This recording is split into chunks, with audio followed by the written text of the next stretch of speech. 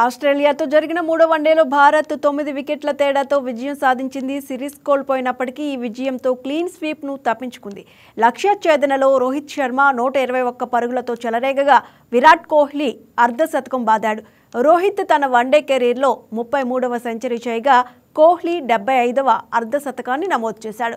భారత్ 237 పరుగుల లక్ష్యాన్ని 38.3 ఓవర్లలో 1 వికెట్ కోల్పోయి ఛేదించింది.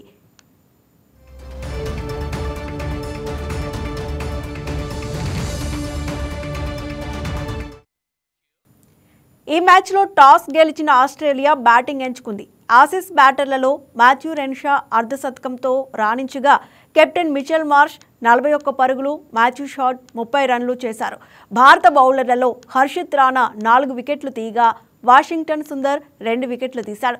సిరాజ్, ప్రసిద్, అక్షర్, కుల్దీప్ తలా 1 వికెట్ తీశారు. ఈ గెలుపు ద్వారా ఆసీస్ ఆధిక్యాన్ని 2-1కి టీమిండియా తగ్గించింది.